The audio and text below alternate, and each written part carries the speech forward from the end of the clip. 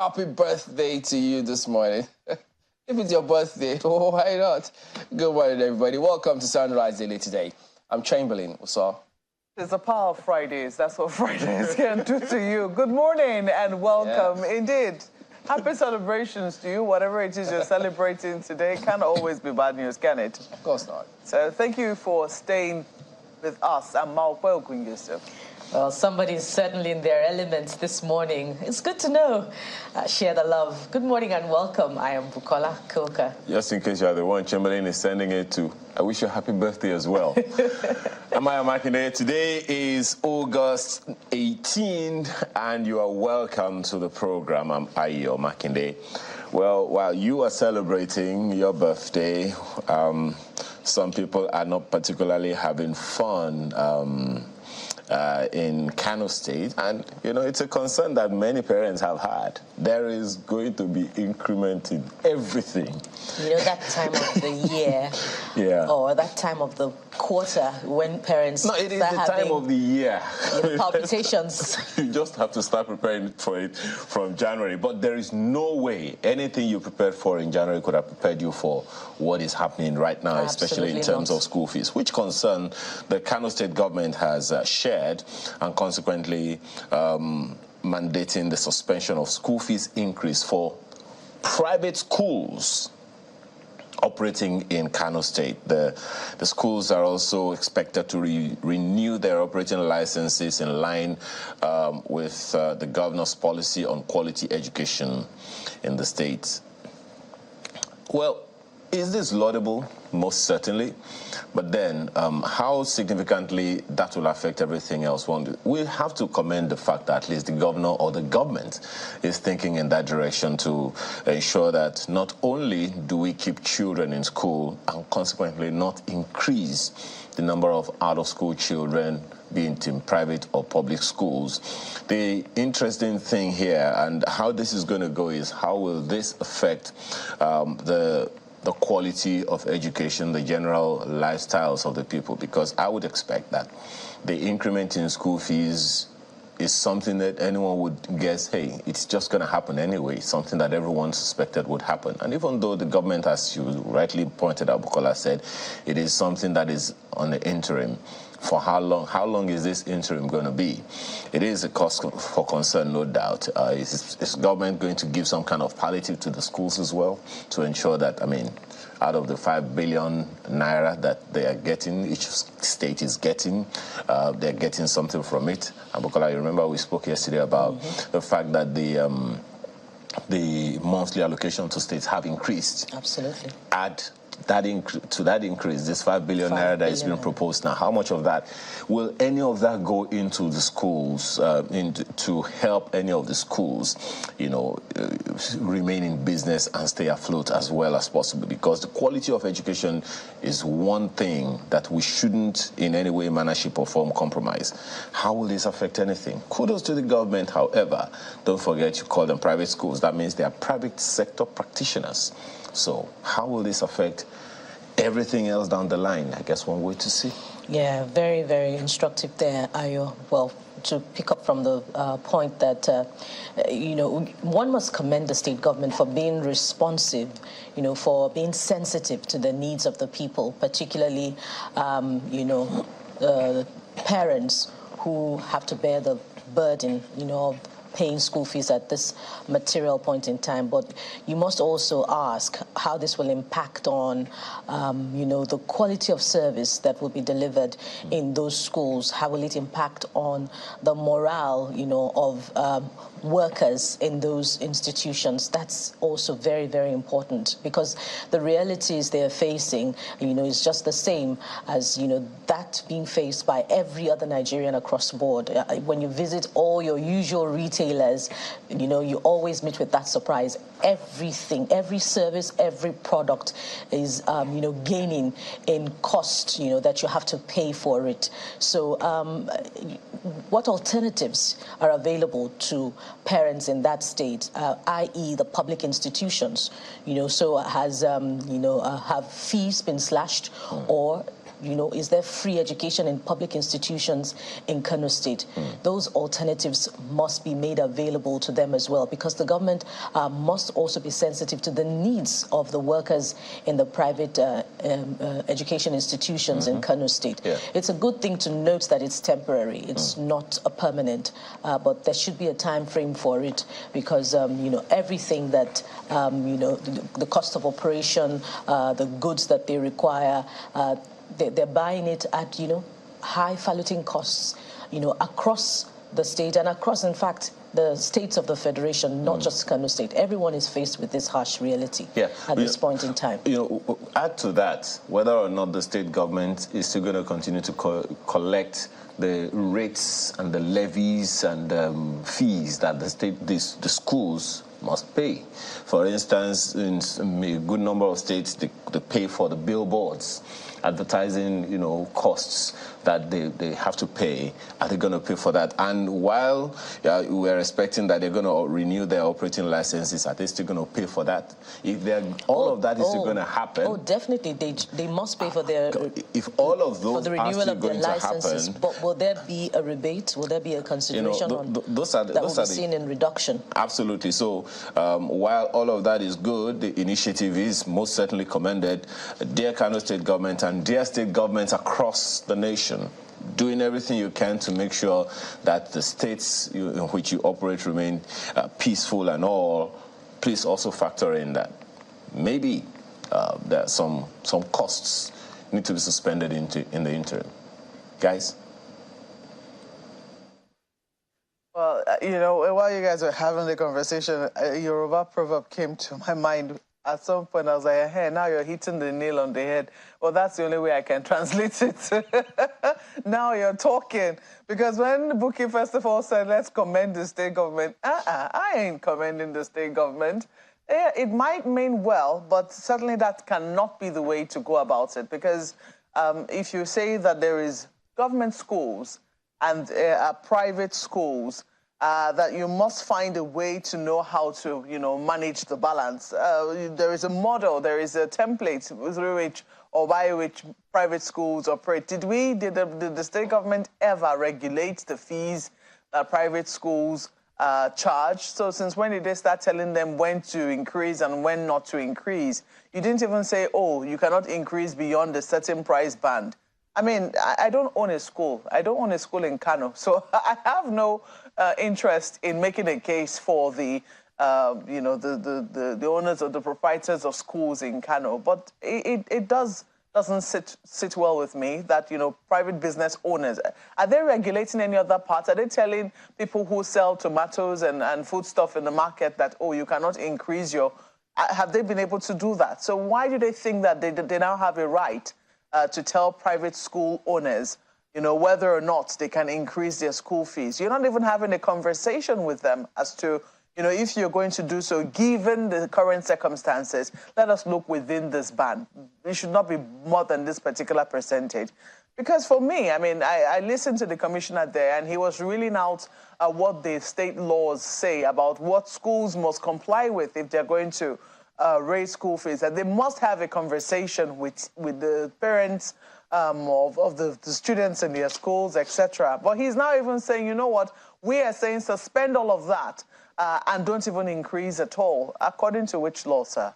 That law obviously is not clear. And as you can hear from the proprietors, I'm sure that they already have their worries. They too will be concerned as to whether or not, if they increase, will parents be able to afford the fees? They want to be able to keep as many of the children in their school. If it's way out of control, they know that, those parents will go and look for alternative schools for their children. That is what happens. That's what happens with the law of demand and supply. That's what happens when, price is too high. So somehow water tends to find its level in a well-regulated system, or when market forces are allowed to compete. As you said, they might have a good intention, but that cannot be the way. And then, you suddenly raised a very, very vital point, because as they were saying, oh, you know what, you cannot increase school fees, they were also saying, please come and renew your licenses. And nobody heard anything about a rebate there. So I think that there needs to be, the state should not be overbearing in terms of how it goes about its conversations or its orders, because this sounded more like an order. It didn't seem like they had a conversation with the proprietors of those schools. It didn't seem like they had any sit down with them. And then there's, for me, what is most paramount is teachers' welfare. In all of this, I know that, yes, schools have all the things that they have to buy, teaching materials. These days, it seems a lot of schools no longer use chalk. They use whiteboards and pens, etc. And those things might have gone up, especially as we do not produce a lot of those things here, which really is a missed opportunity for all of us when we look at the fact that these things are now in demand, and year in, year out, schools must buy this thing. So we need to look into how it is that we can produce a lot of what it is, the consumables that our schools are in need of. But beyond that, you also must note that the teachers who are going to be teaching the students in those schools, they're not robots. They're human beings. And if their salaries, we know that oftentimes the take-home of many teachers in private schools is very poor. It's really nothing to write home about. And you know that they're just doing the work sometimes or many times out of the passion that a lot of them have for children, or sometimes because there is no other work to do and nobody wants to sit idle. So I'm thinking that if there's going to be a consideration for teachers' welfare, where are proprietors and proprietresses supposed to get those monies from? When they say, oh, hold on all increments, I'm not trying to say that proprietors cannot, figure out how to, improve the welfare or take care or ease the suffering of their own teachers in spite of the circumstances. But one would also think that one of the considerations will be through the, increment of school fees, perhaps with an agreement, because that's where the conversation with parents come in, that a certain percentage of whatever it is that parents are able to pay, will definitely go towards teachers' welfare. I think that conversation needs to happen again. And I think that it is quite shameful that the Kano state government admits that a lot of the people who go to these private schools are the children of civil servants. Whatever happened to government schools? Whatever happened to saying, we're working assiduously to make sure that the state of government schools is what it is that our civil servants will be proud to send their children to? Whatever happened to that? I'm hoping that will be one of the considerations for the Kano state government, that we want to, I don't want to say make markets bad for private schools, but but indeed, maybe make sure that that's not a business that we're all thinking of going into, that, government schools are so good that, there will be no need for a lot of people. If you want to consider a private school, it will be because, you have your special preferences. It shouldn't be because government schools have fallen, the standards have fallen so badly that nobody wants to send, their children to those schools. Well, there are several perspectives to this and several unclear aspects of this policy, because, some of the proprietors who were spoken to did say they had a meeting with the SA to the governor on private schools. He didn't tell them about any increase. He said you should ensure parents are paying fees. That was what some of them said. And then in another breath, you then hear this one. So, in fact, the proprietor who was interviewed did say the process that some of us undertake before any increment is we have a PTA meeting. We'll tell the parent what's going on before we come up with those prices. That's a measure they say they undertake. And then this 2014 law, I'm here to actually see details of that and what it entails. But the reality is that, look, it's going to be good if across board they have this mechanism that they ensure they regulate prices so people don't arbitrarily hike prices, because that's what we see in this part of the world. You go to the market today, you see a certain figure. You go there sometimes a day after or 2 days after, most recently as a matter of fact, and it's skyrocketed. And then they just feel they don't owe you any explanation. And it's all the more difficult and challenging when they see government authorities, they also hike their prices, and they feel, look, well, what are the government to tell us? Because, everything stems from petrol. So if it's gone up that much, how are we supposed to transport ourselves? Some of us are in rented buildings, and I don't think the state government wants these schools closed, because the implication of that is if they can't run the schools anymore, they shut down. And then you have further contribution to the army of idle people on the streets. That is not what the state wants. So they have to have this balance proper conversation, because some of them say, look, we only read it in the news. That's all we know about it. So the handling of this has got to be properly done because of these questions and loose ends that exist. We all like to see these things regulated. Property industry, several areas, artificial pricing. We want to see a lot of regulation. But the reality at the moment is if they ask them, renew your licenses, okay, don't increase, and then you see some things are not exactly clear. But yes, it's going to be utterly important that they ensure that themselves, school operators are on the same page. And by the way, guys, high school fees doesn't necessarily translate to quality education. We've seen this and we know this. So that's on the one hand. But we'll hope that there'll be a lot more clarity on this kind of policy of the government moving forward, such that at the end of the day, these kind of things are not more confusing than clear intentions of government. So we'll look forward to seeing all of that. All right, so that's it. Let's take you through some of the dailies here. We know that announcement was made yesterday about the palliatives. We've also seen some responses across board concerning how the governors will handle it. Some of them don't trust the governors. In Labour, for instance, they've been speaking up. They think, oh dear, state governors handle this. You know, how else will it go? I mean, several people will have to be involved. In fact, government has to be involved in this. But we'll talk about all of those. Got to the program here today. And of course, you know, we always like your perspective on the matter. But I'm going to start with Vanguard today. Had that meeting yesterday, ECOWAS. And so this stems from that. We'll invade Niger if diplomacy fails. ECOWAS. Whoa. So that's what you see here. And, of course, you know, there's several people who don't quite agree with their perspective. But it's a democracy. Majority say, let's go. And minority say, don't go. That's what you'll get. Look at the right. It says, past deployments in Sierra Leone, Liberia, others. Example of readiness. Germany backs EU sanctions against military junta. WFP calls for free flow of aid amid ongoing crisis. We understand Germany also have some troops in Niger, alongside the States, alongside Italy, or France. Just a lot going on. Why are they all come to that? You might want to ask. Very big question to ask.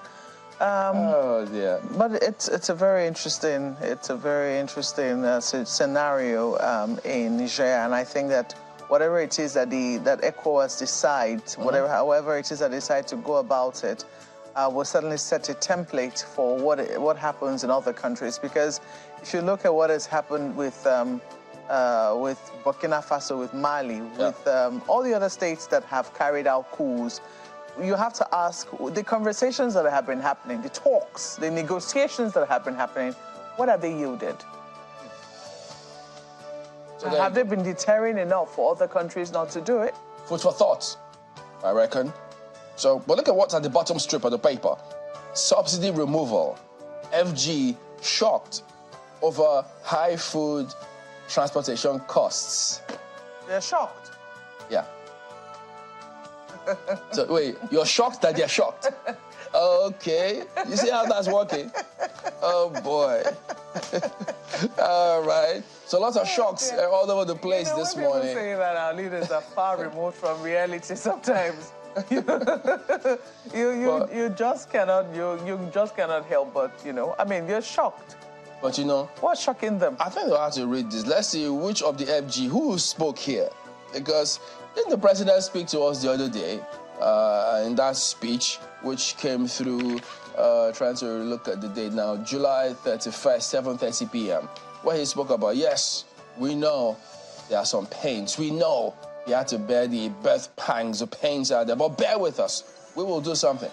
And now they say FG shocked over high food transportation costs. You have to read this and find out, who is this FG? You know, that's why we need to have more women in position. Because I can tell you, if a woman were the leader, she will not be shocked. She will know what's going on. Trust me. In many households, men are far removed from what is happening in the market. I don't think it's a function of gender in this case. Sometimes gender counts. Several men are not shocked. And I'm sure if I do a poll, a lot of women will agree with me. Okay, do the poll. Let's see. Do the poll. Until the poll comes, I'll hold my peace. A lot of women will agree with me that their partners or husbands are far removed. Wait a minute. Even now you're shocked that government is shocked. The same way everybody is shocked that government is shocked. I have a consensus right here in the studio, so let's not even go there. So maybe we should have more women. We should have more women in post because shocked. That's how the other day we heard the former SGF. Remember, he went around government hospitals during COVID and said, we knew they were bad, but we didn't know they were this bad. Women must go to hospital and give birth to babies, mustn't they? But don't the women tell their husband what they face when they go back? But sometimes I don't think they understand. So if they don't tell them, that's why they'll be shocked. They don't understand. Okay. Well, look at this. Approves. Oh, well, that's just the writers. It's the same thing all over the place. So that's Vanguard this morning, guys. Well, Daily Trust has also focusing on Niger as well. The lead story says Niger, AU opposes military action as ECOWAS readies forces. You find details on page 4 of the paper. Mao's suspension, protests in Ghana, recruitment drive of volunteer fighters in the army. The story is on page 4 of the paper. Very interesting situation. They're still keeping the searchlight on Niger and the situation right there. I'm sure the leaders were wondering, hold on, Burkina Faso and Mali did their own coup. The pressure wasn't this much. Why is our own different? I don't know. Whoever is caught. Not everyone that is caught. So okay, well, I do hope that ECOWAS can keep up the pressure. Even if they never invade, I sincerely hope that the military leaders feel uncomfortable enough to set date for the return of constitutional authority in that state. But take a look at all the other stories here. Bribery allegation hits up Kano Election Petitions Tribunal. Staff induced with 10 million naira. Somebody speaking there. MBA demands identity of indicted lawyers. That's also there. And Kano government APC trade words. The story is on page 14 of the paper. This is extremely dangerous, and I think that eyes need to be on the situation in Kano, especially with regards. In fact, all election petition courts, all eyes need to be. We eventually heard that they denied. The person denied and said no such thing. Well, so any smoke without fire? I sincerely hope that there is no fire here and that there will be no smoke as well. But this is certainly not very palatable. Look at all those other stories here. Palliatives. Federal government approves 180 billion naira for states. We're back to the situation whereby states are being loaned some money. They're supposed to pay back these monies. The question is, will they? Because we also know that during the Buhari administration as well, states were given some loans. Did they return those monies? Well, government will deduct it from source if they accepting that there must be terms and conditions before they accept it. So if they accept it, they know this is part of the consequences. So who knows? Oh dear, look at this. Oh, look at this. Look at this. This is I don't even know which one to take first. But this is very grievous because this is about our military. It says, military says 3 officers, 22 soldiers killed by terrorists in Niger. This is within our country.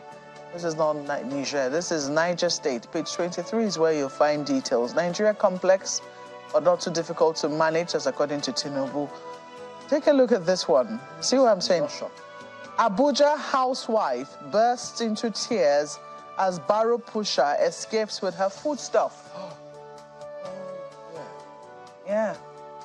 Really, really sad. I can only imagine how the woman must feel. I mean, now if you have any foodstuff in any wheelbarrow or any wheelbarrow pusher is helping you, keep them within eye reach. Don't let them be going in front and you are still somewhere at the back, you know, thinking that they're still keeping the trust. Hunger is pushing people to do all manner of things these days.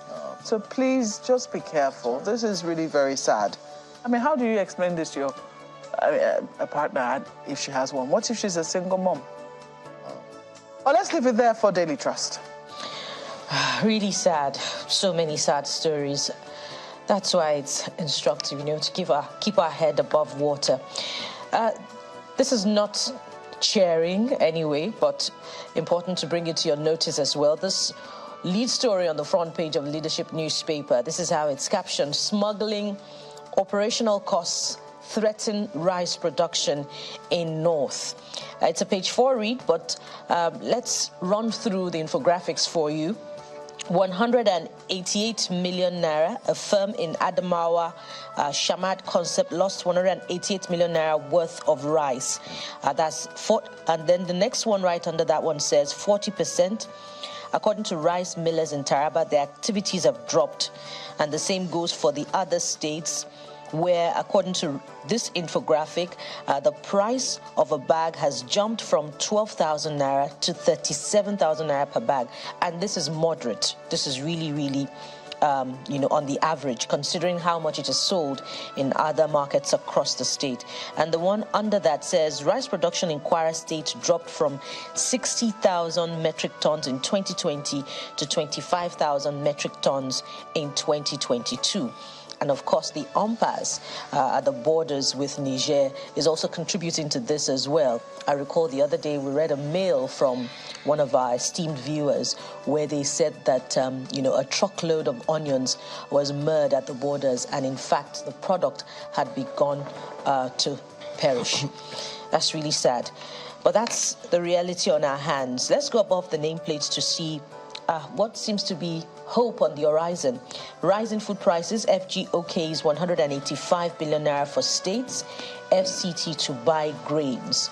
So where are they going to be buying that quantum of grains from? We have on the list rice, we have maize, and another product. So agriculture, what's the current fate of agriculture? Can it meet the need that will have to be covered in this mass purchase, or we're going to be looking to neighboring states to buy? Well, the federal government has declared an emergency on food security. Well, we're waiting. Well, the cabinet is yet to be constituted for the implementation of the news is out that they'll be inaugurated on Monday, so we're waiting. We're waiting. There's this one as well. And they have to, what's the word now? Hit the ground running. And there's this one also beside story on rising food prices. Katsina government approved 7.8 billion naira to tackle banditry. That's cheery to note, considering that the Northwest is being overrun, by the activities of these gangs. Only yesterday we heard the Chief of Defense Media Operations briefing and, giving that very sad story about the number of men that we have lost to the dual attack in Niger State. I believe there are reports that Shiroro has become, danger zone as a result of this. And I can't forget in a hurry, the Katsina governor asking the NBA to call their members to order, for granting bail to bandits and rapists. Lawyers must do their jobs, but I think a line should be drawn in representation this time around, considering, the consequences in myriad forms of the activities of bandits in Nigeria's north, the entire stretch of the north. Let's leave it there for Leadership Friday. Well, you forgot to tell Marpa to keep their consensus in Abuja about that consensus. They just keep it there. Now, the next paper says FG is lawless. I didn't say it. It's the lead story of the Daily Times newspaper this morning, and it is ascribed to a judge. And you'll find the details right there on the front page. It continues on the inside pages. It says, for lack of respect for court, no response from government counsel. Find the details of that in the paper. Right above the nameplate, Palliative, 0.1 million bags of rice, 40,000 of maize per state underway, 180 billion naira handed states for purchase.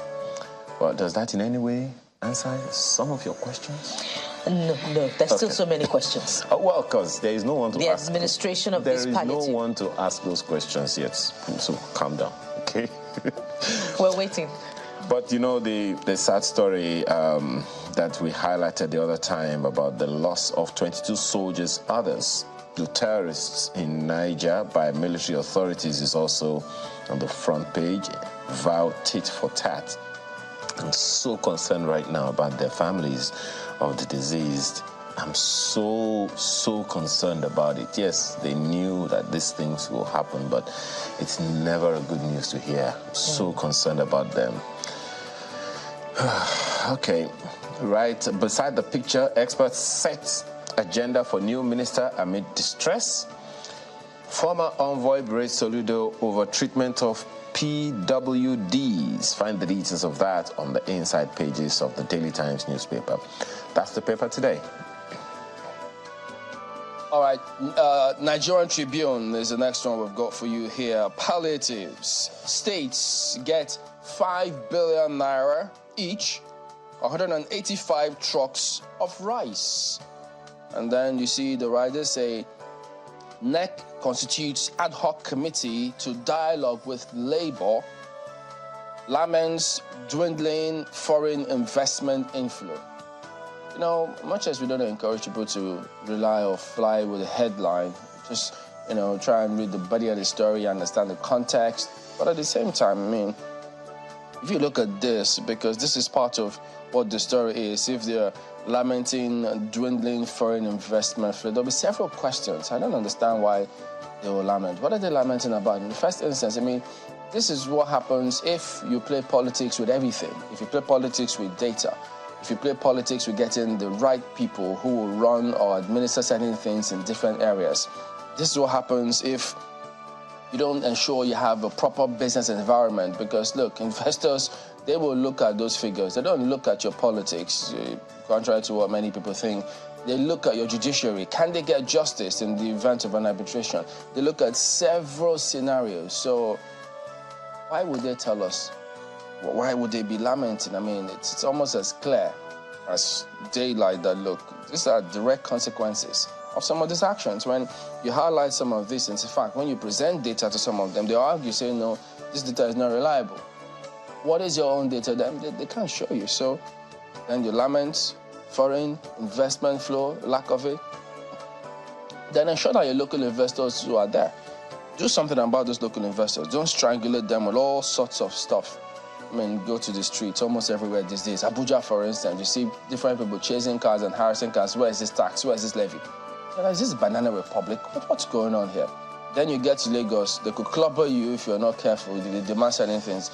And they think that nobody can arrest them. Nobody can do anything because they feel they're above the law. So several perspectives. Then you lament foreign investment flow. They look at these things first, in case they don't know. But look, I think they know. They're just putting our legs. They know these things, guys. But at the same time, IPMAN, ANED, if you call it ANED, fine. Sheep owners, farmers, others set key targets for Edun, Ekpo, Tunjojo, Adelabu, Lokobiri. Tunjojo should empower indigenous shipping lines, disburse $700 million CVFF in 6 months. You'd like to know who's saying this. And Edu must ensure fiscal balance, spending efficiency, debt sustainability. Yeah, it's all there. So that's Tribune today. Very interesting. Just remember, just yesterday, driving through town, and I noticed that VIO now have, I think they have an app on their phones now whereby they can check through your license plate if your tax is up to date. I just saw them, all of them on their phones looking at. I said, okay, way to go. Not harassing people every time, park.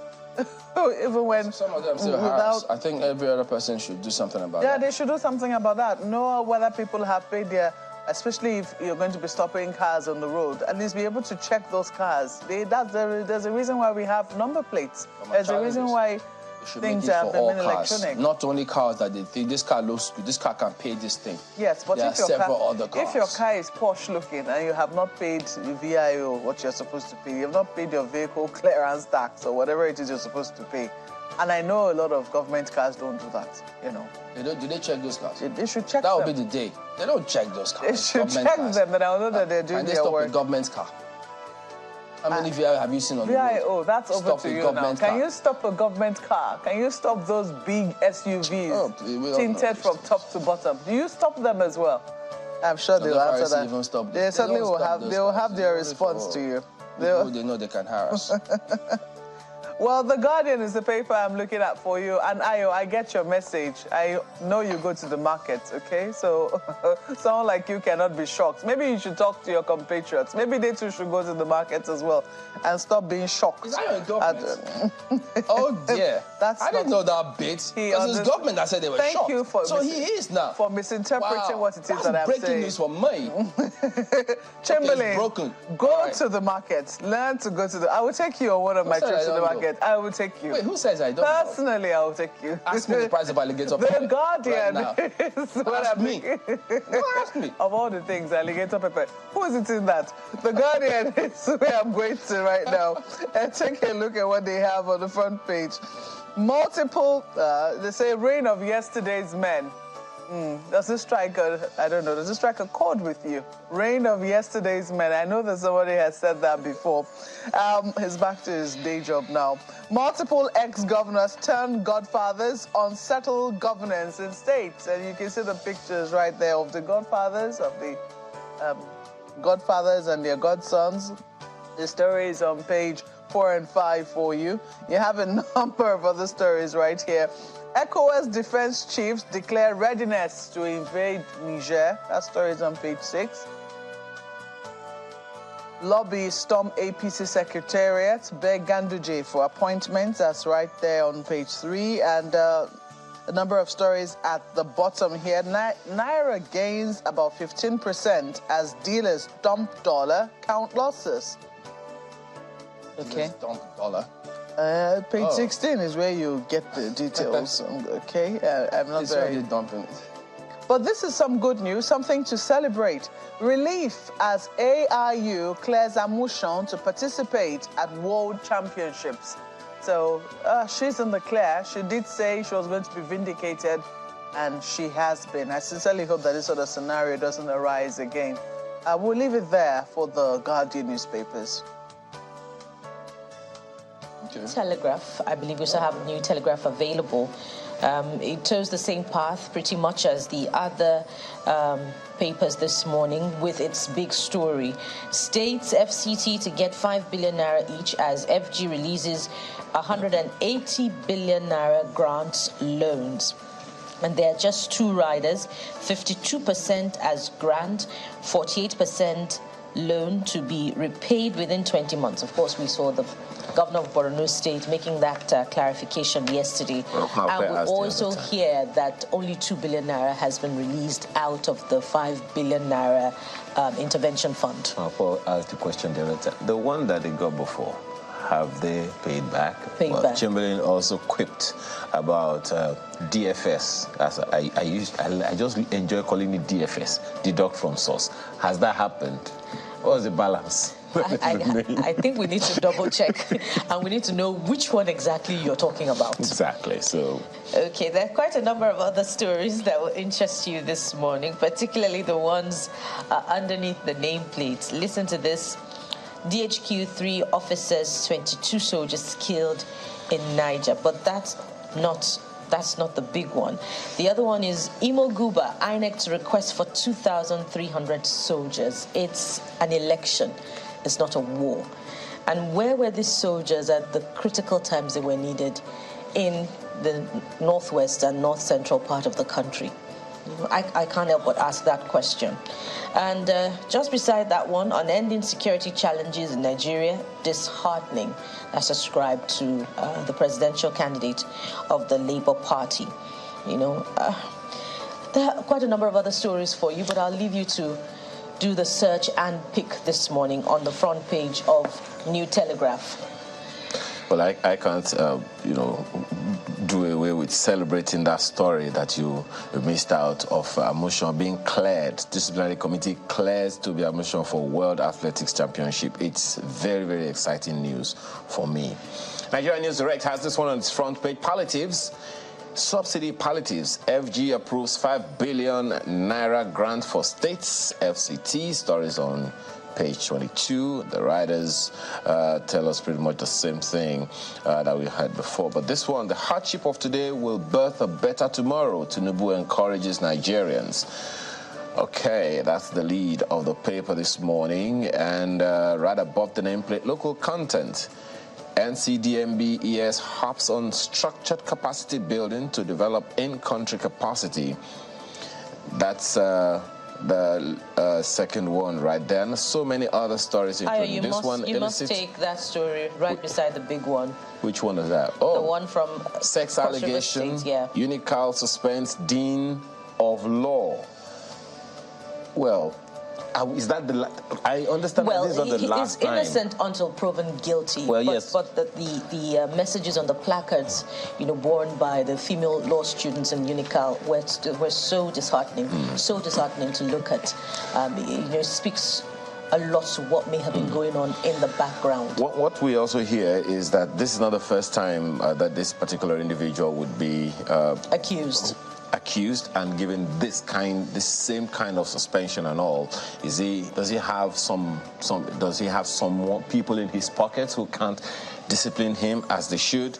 Well, maybe it's about time the NBA or whoever else also swung into action on this. Or the Senate of the University of Unical, to look into this, constitute a panel and, give him a fair hearing. If he's found guilty, perhaps he shouldn't return to that ivory tower. Absolutely. Well, that's the Nigerian News Direct this morning, and a look at some of the dailies this morning. But we'll be right back to take on the issues as they come. Do stay with us.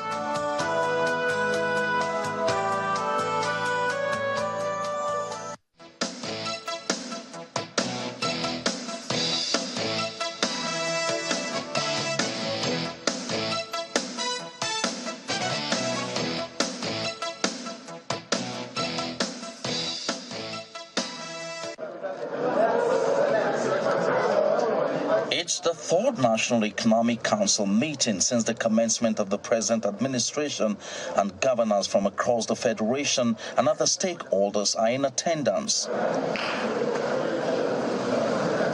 The Vice President, Senator Kashim Shettima, is chairing the meeting held at the Council Chamber of the Presidential Villa. The meeting goes into a closed door after the national anthem. Few hours later, Governors Yaya Bello of Kogi State, Shey Makinde of Oyo State, Babagana Zulum of Borno State, Charles Soludo of Anambra State, and Ubasani of Kaduna State briefed journalists on some of the resolutions reached, beginning with a preliminary report on the 2022 flood disaster, which claimed over 600 lives.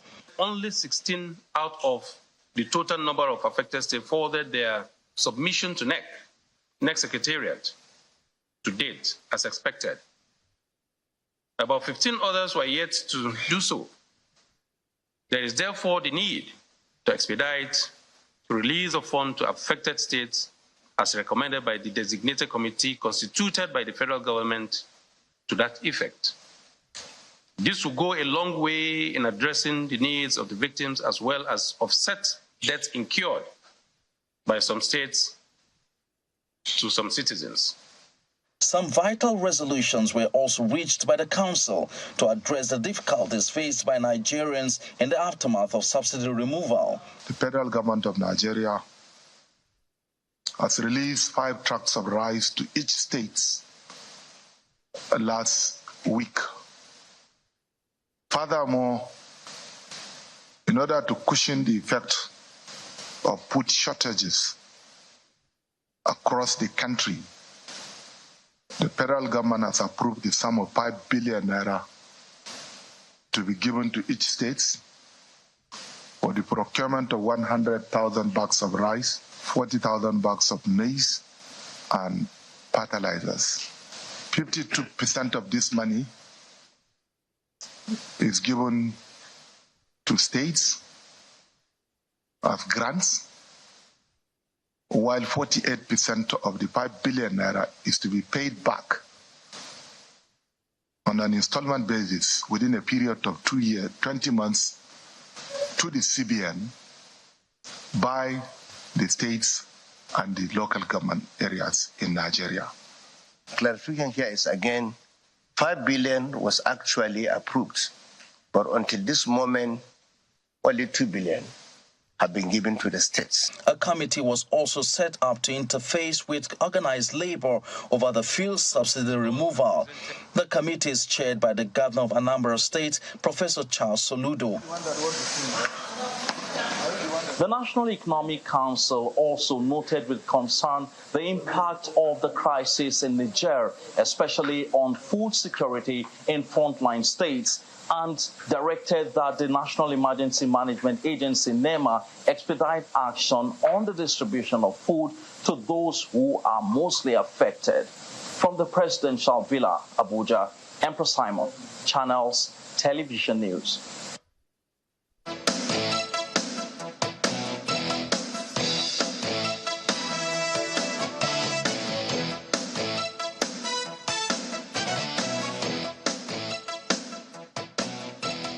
Talk about some of the issues raised in that report. He's a senior advocate of Nigeria. Good morning. Thank you for coming on today, sir. Good morning. Well, yeah, that's what we're focusing on these days, the economy. How to get us out of this, quote, doldrums that we are in at the moment. But those measures that has just been announced, how far-reaching do you think it will be? They are temporary measures. And some of them are quite diversionary. And the people in government have not addressed the root of the crisis, which is the dollarization of the economy. Whatever palliatives that are announced will be eaten up by the dollarization of the economy. And you're not in control. As long as these guys in government are not prepared to strengthen the Naira, to make the Naira the only legal tender in Nigeria, you are not going to go far.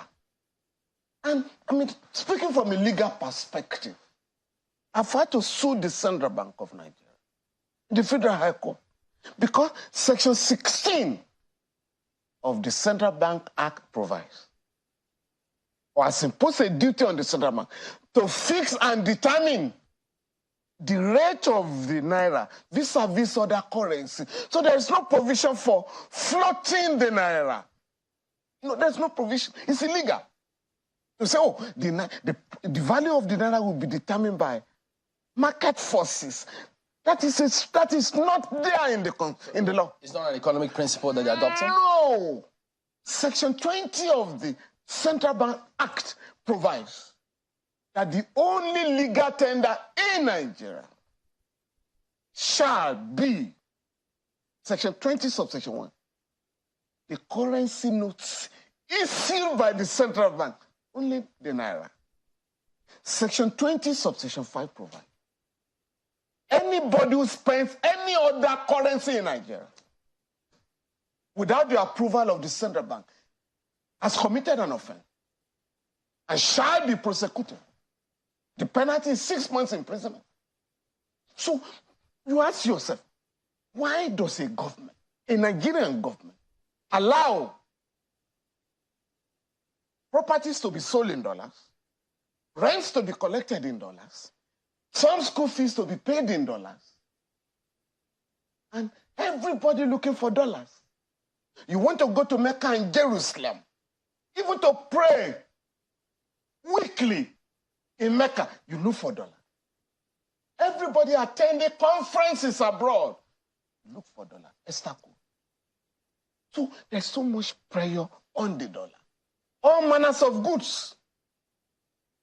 You look for dollars to import them, including goods that are produced in Nigeria. So if the government is desirous to address the distortions in the economy, I have to say, sorry, what is my business with dollars in Nigeria? In fact, if I had my way, and I've said it on this forum before, I will sell oil in Naira. Because it's ridiculous for you as a country to sell your product in dollars. Now, you now have to change dollars to Naira to distribute monthly. So these are the problems. So for me, the government is not addressing this problem. But when you say that no one shall have the powers to do so except authorized by the CBN, So if CBN then authorizes a chunk of those other transactions, it means that we are within the law. The government has never, the central bank has never authorized. When I took up the suspended central bank government, I think in 2015 or 2016, why are you allowing? It came out publicly. You can Google. Nobody is authorized to spend dollars in Nigeria. And that is the position of the law. But what is going on now? How can you pay school fees in dollars? How widespread is this practice? I mean, we will say that maybe that is happening at a level that is beyond the average Nigerian. How widespread is this practice, you Very, think? very widespread. The ordinary people are victims of the distortion of the economy. I was in Benin Republic last week with my lawyers. We had an annual retreat. And we spent naira in Cotonou. Yes. We spent naira and CFA. We didn't spend a cent or a dollar. Yes, but we know that. I mean, that's Benin Republic. The same thing going on in Niger. Yeah. So the countries that neighbor Nigeria, we know that in those countries, the naira is still accepted because of the level of trade that they do with Nigeria. And I know that when we had this naira scarcity issue, it was one of the problems, one of the things that was highlighted, people talking about how, you know, we do not know how much naira we really have in circulation when you look at the fact that, you know, other countries are also trading in our own currency. And would like, that's one of the points that was given for it.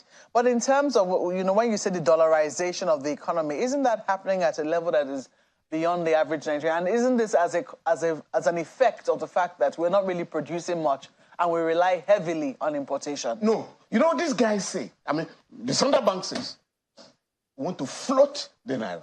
And the implication is that floating a currency is anchored on supply and demand.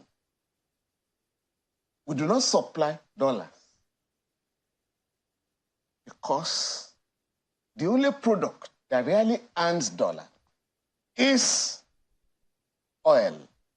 And the bulk of it now, a lot of oil is stolen. So the government will have to try. How do we stop stealing of oil? Nigeria is the only oil-producing country. We are big-time thieves. Big-time thieves. Steal oil. Two, why should we allow any transaction in Nigeria, right, to be, you know, valued in dollars in your country? And I'm saying, under the law, the legal tender in Nigeria are the currency notes issued by the central bank. And there's no amendment to that law. So I'm not talking politics, I'm talking law. So, and I've challenged the central bank. Yeah, but isn't this one of the cause and effect of globalization? No.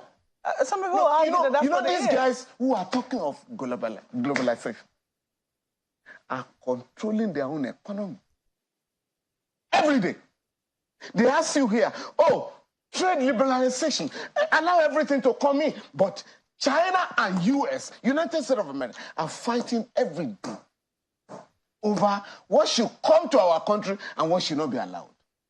But here, IMF and World Bank, they are pressing the government. Oh, you are looking for the value of the currency. Now, for 45 years, we have been told by these imperialist institutions, the naira is overvalued. So they have been devaluing the currency through dollarization.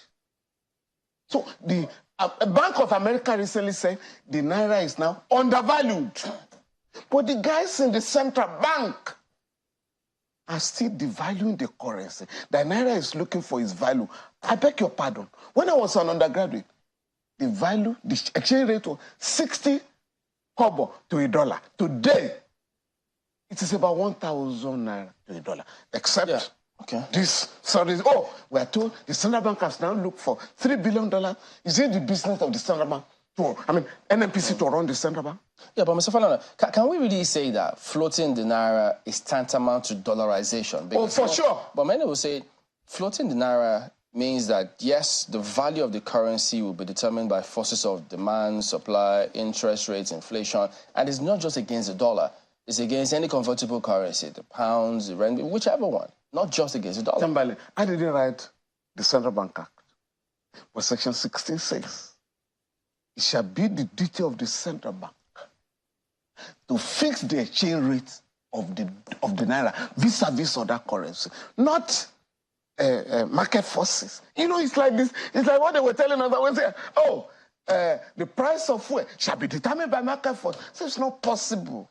It's not possible. So can the CBN wake up tomorrow and say, well, the exchange of the naira against the dollar is 300? That is the duty of the central bank. Oh, yes. That is I mean, when the man, Mr. Wale Adu, who has now become the Minister of Finance, was in the Senate for screening, what did he say? That the value should be around 700 naira. How did he come to that conclusion? Oh, yes. Because there are fundamentals that guide that. And one of it will be your forex base, your foreign exchange base. We know that our forex base has been severely depleted in recent times. We do remember... Depleted for what? To satisfy the stupid demands of the elite. For me as a lawyer, to buy wig and gown from England. For me as a lawyer, to buy, other materials from England. Why? The majority of our people have nothing to do with these dollars. But this is the reality. No, it's not. No. This is the reality. This has been the reality that for many, many years, our tastes have not been within what it is that we can produce. Those tastes can be controlled now. For instance, there's a president in Tanzania, President John Magufuli. He died during the COVID-19 crisis. He said, for the Tanzanians, for now, all foreign conferences shall be attended by our embassy officials who will send reports to the country. Because we're wasting money on Estaco. Now, a country can do that. In 2020, nobody went to Mecca or Jerusalem because of COVID-19 crisis, pandemic. So I can now say as a government, for the next 4 years, because of the economic crisis, if you have been to Mecca before, you will not be allowed to travel to Mecca. If you have been to Jerusalem, you will not be allowed to go to Jerusalem. Let others, because you cannot, in Nigeria, it's difficult to ban, people going for holy pilgrimage. We can now say, any school that operates in Nigeria, we're going to charge you, going to arraign you in court, the management, if you charge $. For anybody who wants to go for a conference abroad, can the government find out how relevant that conference is to the economy? Any government official or private individual? Oh, yes, government official. Okay. And for private individuals, what do you want to import into the country that cannot be produced locally? So this is how you control this rat race for dollars. So you must take control of your economy. So this is it. But the government is not prepared. Why must you allow less than 1% of the population, politicians, professionals, and others, to destroy the economy? Because they are looking for dollars. You want to trade in dollars. You want to sell properties in Lagos, Abuja, Port Harcourt, and others in dollars. It's illegal. You want to collect rents in dollars. It's illegal. We know the schools that are charging dollars. It's illegal. So once you strengthen the naira, this crisis will be minimized. Then we can then ask ourselves, as a government, National Economic Council, an advisory body, the governors can advise the president. Sorry, sir, we have discovered that we're in trouble. The money we are giving out will not mean much because People are changing money to dollar. Why are we not seeing several suits against those institutions, if that's the case then? No, we're in court. All over the world. We're in court. The central bank has no answer. We're in court. What about, I mean, and some people will say, you know, while this will be laudable, a lot of people will say, but it doesn't have to start from government. Because I know that even when you say, oh, government, why are people not buying locally produced cars or locally assembled cars? And the question will the companies that are here, the few companies that are assembling the vehicle, would they be able to meet the demand? No, that's a different matter. We can then create exceptions until we're able to meet the demand. For instance, the Buhari regime in 2020 announced that because of the exchange problem, we can no longer continue to subsidize fuel importation. So what we are going to do is to encourage vehicles to be converted from PMS-run vehicles to CNG. And 250 billion naira was earmarked by the central bank for that. Not a kobo was released for that purpose. So I wrote to the central bank recently, under the Freedom of Information Act, what has happened to the 250 billion naira? What did you find out? So they say, we are looking at our records. Of course, no answer. So we're in court. Oh. So these are the issues the government will have to address. Around Benin Delta, around Edo Delta area, not less than 10,000 vehicles are run on CNG. Because it's eco-friendly, it's cheaper. So why is the government not adopting that? Electric vehicles. Zimbabwe. The Chinese were mining lithium illegally. That country said, sorry, exportation of lithium is illegal. No, the Chinese are building a factory in Zimbabwe, a $300 million factory. Now, we have lithium in abundance here. And it's been taken away. I mean, just yesterday, a friend was asking me, how can this government appoint Dele Alaki as Minister of Petroleum? I mean, solid mineral. It should be information. I said, do you know the implication? That annually, $9 billion worth of gold is illegally taken out of Nigeria. With according to a former minister, Dr. Oga, through private jets. Oh, yes. $9 billion. Yes, $9 billion. Gold alone. They've been able to put a value to it? Oh, yes. You can Google. I'm not talking of lithium. I'm not talking of other resources. I just handle a case in Niger State. You know, under our Minerals Act, if you are mining gold or any mineral, solid mineral, in my farm, in my land, what does the law provide? 100 naira per acre. An old law. So you are moving me out of my land. I'm a farmer. This is where I farm. But you said, no, get out of the place. The government has taken over your land. We'll pay you 100 naira. So they were going to give our client 150,000 naira. And they came to us, what are we going to do with this? I said, don't worry, we'll go to court. So we went to court in a federal court of Osogbo. Oh, the other lawyer said, no, this is what the law provides. I said, no. Section 44(1) of the Constitution says, if you take over my land for public purpose, I will prepare a fair and just compensation. The law, the judge, this man, awarded 250 million naira to our client. But you know what I discovered? Unfortunately, after the case, unfortunately for the company, we discovered that in 5 years, that company will make a profit of $500 million. No tax. Do you run a country that way? And you are asking the poor, tighten your belt. Do you run a country that way? That one company will make $500 million in our country. Why would there be no tax on it? No, the government wants to encourage, people to invest in that area. The company will invest only $245 million. And a foreign company, a Canadian company, through a Nigerian, they say $1 or whatever they call themselves. And that's all. Meanwhile, the state government, the Osun state government, is entitled to 13% derivation. Derivation. So this is the problem. All right, let's bring in our colleagues from Lagos. Thank you, Chamberlain. Well, Mr. Falana, you know, one of the first questions that naturally comes to mind, you know, when you speak about dollarization,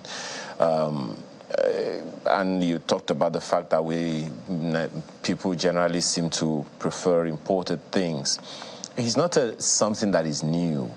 I remember reading an article or a comment by Chief Obafemi Awolowo, which he delivered, a lecture he delivered in London, I think, before the independence, saying that politicians of his day preferred imported stuff to locally made ones.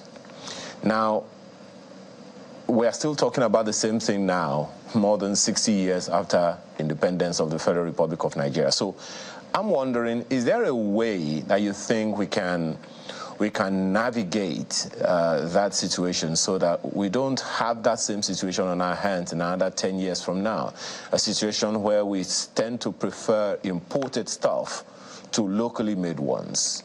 There are those who also say, unless we produce at home and export, the Naira couldn't get any stronger. So how do you think we can do that? No, you see, I've just referred to the relevant provisions of the Central Bank Act and also the Constitution, Section 16, has imposed a duty on the government to run the economy in the interest of Nigeria, not in the interest of IMF and World Bank. So if you destroy your currency... No, Mr. Falana, I'm not sure you understand the question that I'm putting to you. Just 1 second, Mr. Falana, if you can hear me. The point is about the political class, about our own habits. Let me also make that a little worse. The previous governments, I think it was Chief Audugbe sitting before a panel of the National Assembly saying, Nigerians import as peasant issues as pizza from the UK into Nigeria to eat one meal.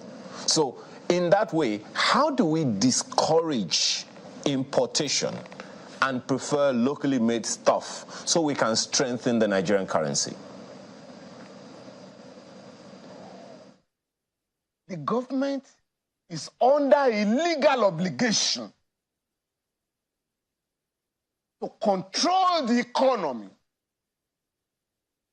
in a way that the happiness of Nigerians, the prosperity of Nigerians will be guaranteed. Therefore, the duty of the government is to ban goods that are produced in Nigeria and also to challenge companies like Zimbabwe has just done.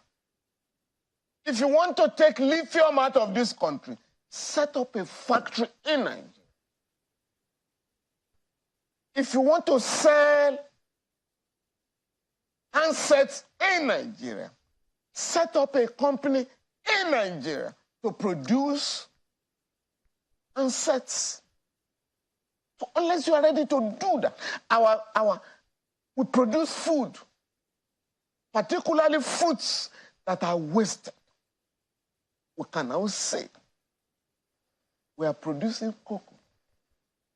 And we are telling Ghana, Nigeria, and Ivory Coast, the country that produce cocoa, leading producer of cocoa, insist on establishment of chocolate factories in your country.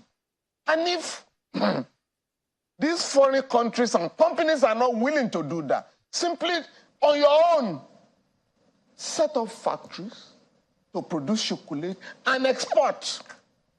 So the government, that is the duty of the government.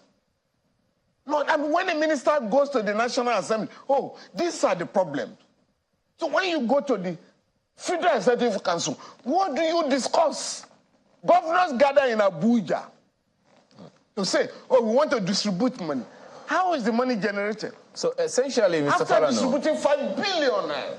Essentially, Mr. Falano, what happens? Yeah, just 1 second. When you are not addressing the problem. Essentially, you are saying that we can legislate our way, we can legislate our attitudes. Is that what you're saying? I'm not talking of we can.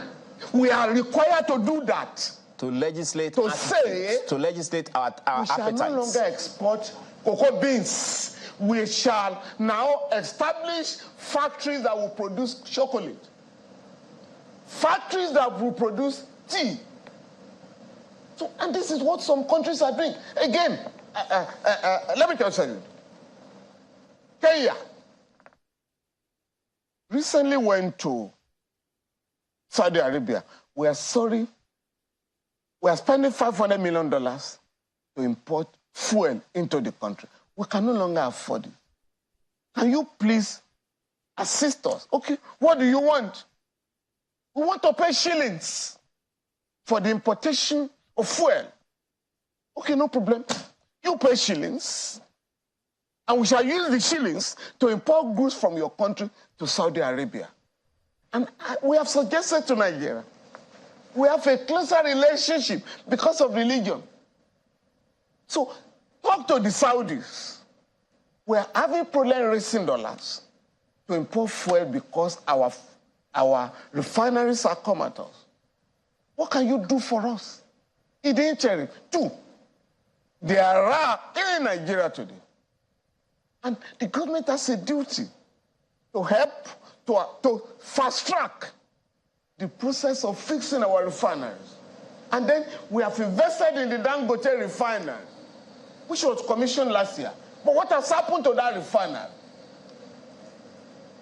The NNPC took a loan of $2.7 billion to invest in Dangote refinery. The land was given free by Lagos. They call the place free economic zone. Not a dime was paid for the land. The entire machinery imported to the country. Official rate. To import the vehicle, the machinery.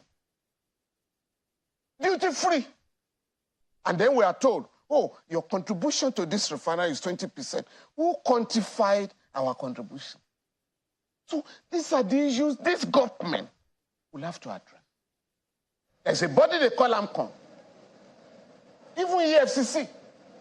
You know, these guys will take over an organization. A growing concern, they would then go and put in a red ink EFCC investigation. So, employees are sacked. Nobody wants to do any business with that company. I ask you, what kind of economy is this? It can only be a kalo economic system. I know a system. I know a company. We have problems now flying in the country. The aviation company, industry is in crisis. You know, these guys, AMCON, they took over Ari 5 years ago, 2017. Arik at that time has 70 aircraft.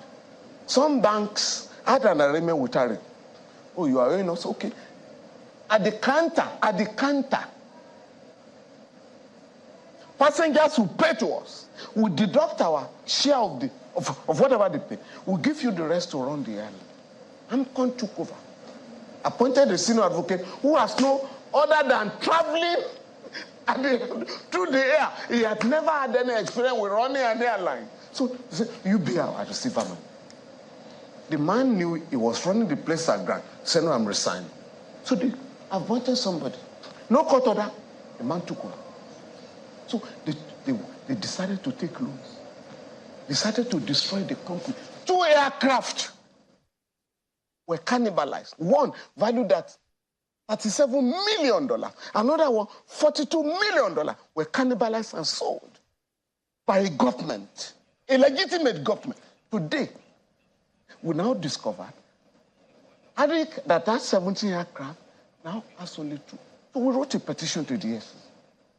These guys who took over Arik had committed fraud to the tune of $120 billion. EFCC has confirmed and even said, we have confirmed more. Now, what does the government do? The new government says, the president said no. So what is our business as a government with managing debts?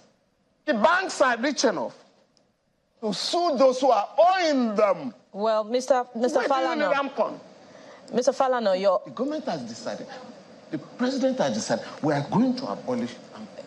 Yeah, Mr. Falana, your argument in that regard. So we must look at the way the economy is run in all ramifications. But what is going on? Indeed, Mr. Falana, your argument in that regard is also a subject of interest. This is the problem of the country. Yes, that's also a subject of interest before the APC Professionals Forum. I recall their chairman, Mr. Issa Yuguda, briefing and saying that perhaps the president will also look into that. But your proposal for the crude oil to be sold in naira rather than dollar is a continuing subject of debate. And I want you to, explain a bit more, particularly when we look at other countries of the world that are trading, that are, crude oil producers. They're also considering other currency rather than the dollar. But what are the politics of international diplomacy that could, be a stumbling block for Nigeria to be unable, to stand up to, the crude oil community, the OPEC and the like, to be unable to counter the dollar? Thank you. Thank you. Section 19 of the Nigerian Constitution, 19 subsection E, provides that Nigeria shall promote a new international economic order.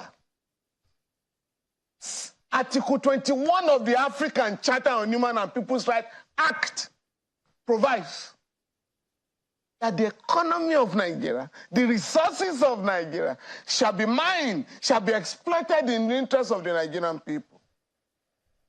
Now, I'm not saying anything alien. Some countries now, and that is the challenge of the BRICS, Brazil, India, Russia, China, and South Africa. That is what they are saying. We want to trade among ourselves inter se in our national currencies. And they're already doing that. 5 years ago, 2018, the Chinese government sat down with Nigeria. The Central Bank of China, People's Republic of China, and the Central Bank in Abuja said, Nigeria, you are buying a lot of goods from China. Can you pay naira in China? Why for our own business here, we pay yuan? They call it currency swap.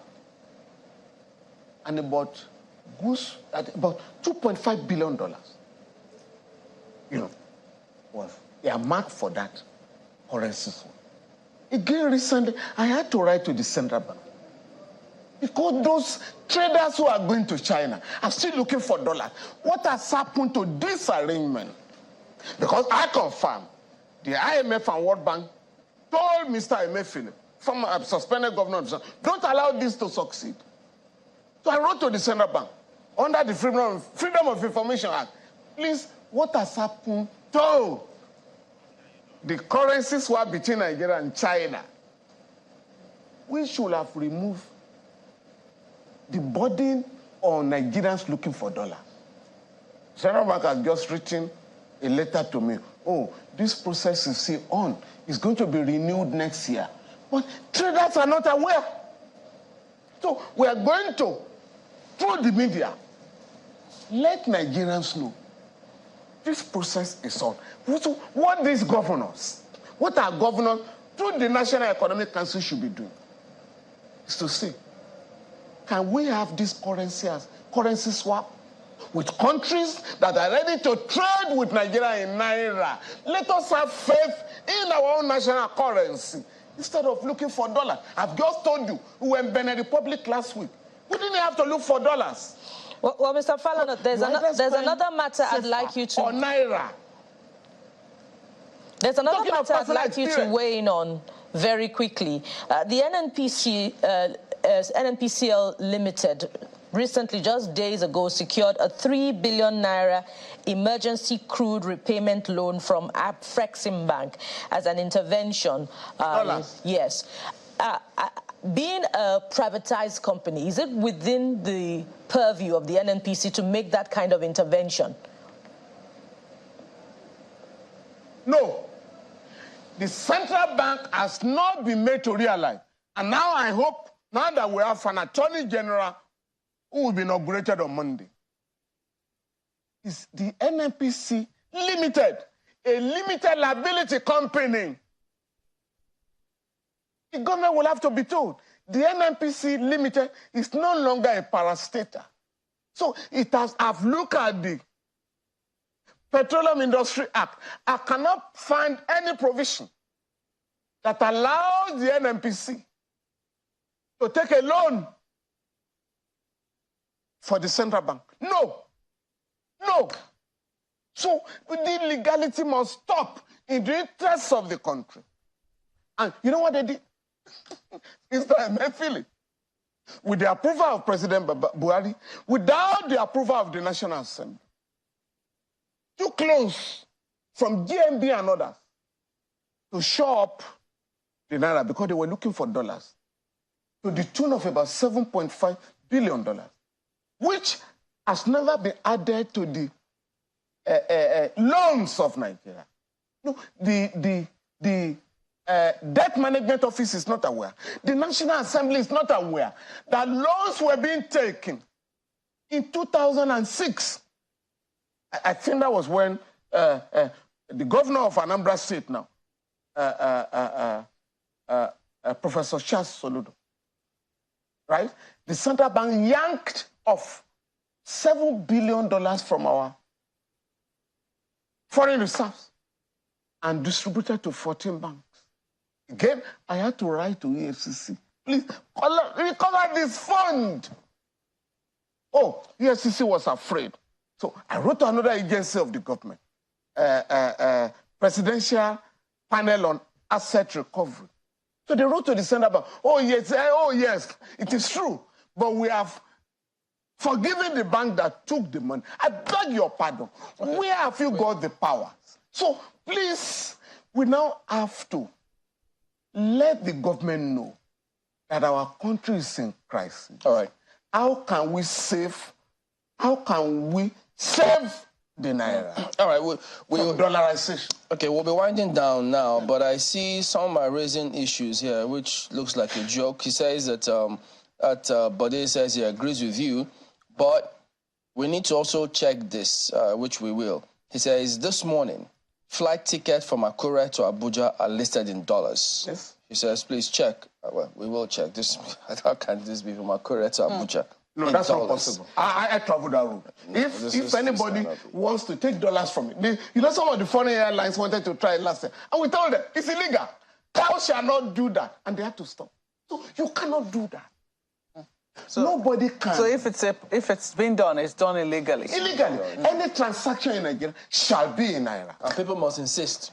Yeah. When yes. You have to insist. Well, just talking about the effect of, you know, some of these policies, we know, as you said that a lot of the palliatives that are being, well, they might be good ideas, you know, they come to naught when you look at what is happening with in exchange to the dollars. And part of what we've seen is also affecting the welfare of people. I think it was just yesterday or 2 days ago that a colleague of yours, Mr. Muiz Banere, highlighted the plight of magistrates in Lagos State. And not just Lagos. Yeah. A magistrate is forced to take a public transport, and a passenger will say, oh, magistrate, I've paid your money. Don't worry to pay the conductor. So, and you are going to appear before the magistrate.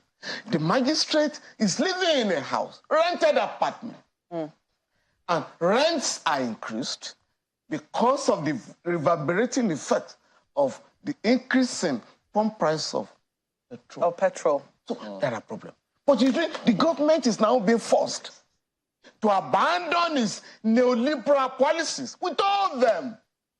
So the government is now forced to say, we are no longer going to increase fuel price. Yeah.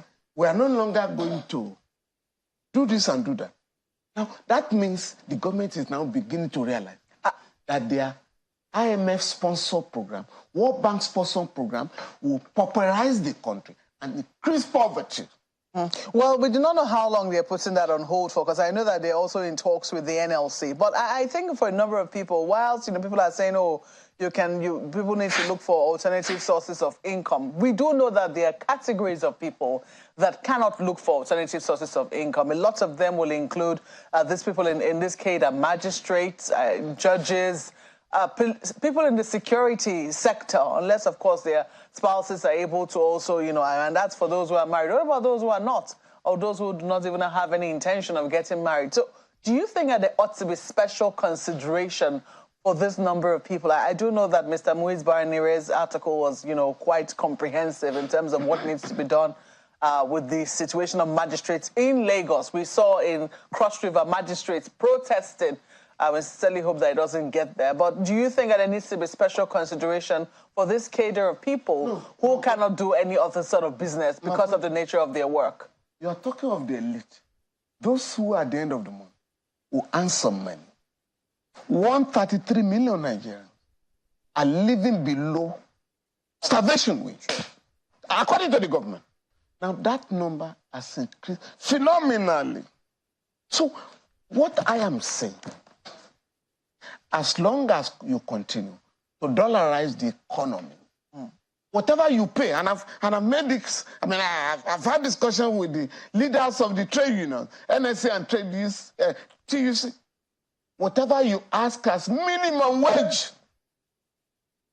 will be destroyed by dollarization. So in your struggle, you must also ask that the Naira be respected by the government, that the Naira be saved by the government.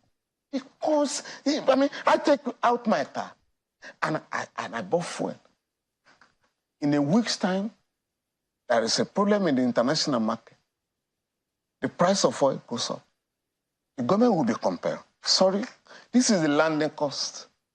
You will have to increase to 750 Naira. It was going to that stage, but the government has to say for now, please, NNPC, what can we do very quickly? NNPC said, we're going to take a loan of $3 billion. For what? To shore up the dollar.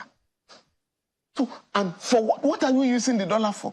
For the elite to import goods from abroad. It's not about the country. And we are saying this government must sit down. The people in Abuja, the Federal Executive Council, the governors through the National Economic Council, what are the goods that are produced in Nigeria for which we do not need to look for dollars? Can we stop people from collecting rents in dollars, selling properties in dollars, people going to Mecca and Jerusalem on a regular basis, goods you are bringing from abroad, useless trips. Let me tell you one thing. I was coming from Western Sahara a few years ago. And we were in the Nigerian house in Nigeria. So I liked the house. And when the ambassador was sending us out, I said, when did Nigeria build this house? He said, no, it's a rented apartment. I said, Mr. Ambassador, I beg your pardon. We had our first embassy in that country in 1962. So we have been paying rent since 1962. And how much do we pay for this house annually? $800,000. In 10 years, that's $8 million. And that's what happened. Majority of our embassies. So we now have a situation where the government will have to find out what are we using dollars for. Nimasa has just bought 3 properties in England under this regime. For what? For what? Not just to take out dollars. So please, let us run this country in the interest of our people. We are not a poor country, but the government is managed in a way that poverty is on the ascendancy. Maybe that speaks to the inefficiency that the government spoke about not long ago. So hopefully they'll probably embark on that Save the Naira and stop the inefficiency campaign so that we can shore up the value of the currency. Thank you for coming on this morning. Thank you very much. My pleasure. All right, we're back in just a moment. Stay on with us.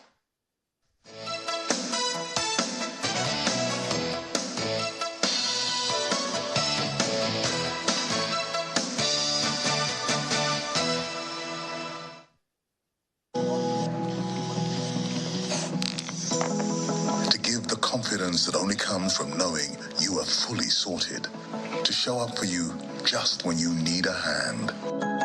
And when retirement comes with all its worries and storms, to ensure we will stand by you and give you the coverage that you deserve. Make the perfect choice. Choose PAL Pensions today. PAL Pensions, your pal for life.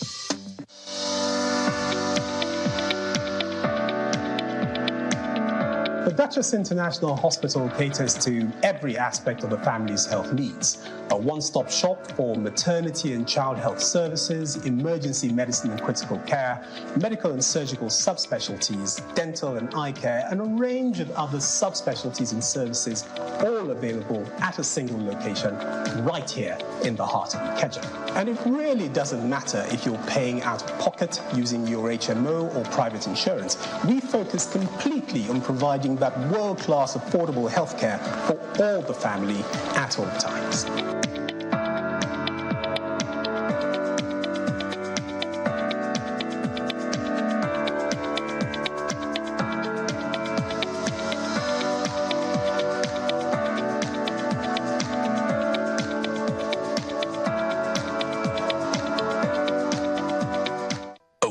Disruptions and rapidly changing business landscapes requires a cultivated mindset and strategic core competences to flourish.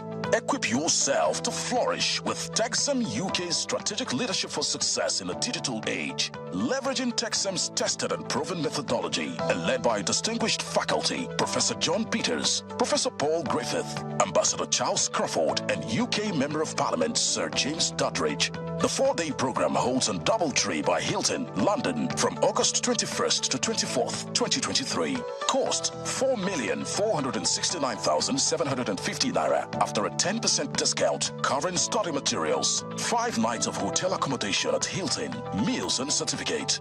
For more information, visit www.texem.co.uk. Email exec@texem.co.uk. Call or text +44 7425 883791. Texem, insights that inspire, actions that change the world.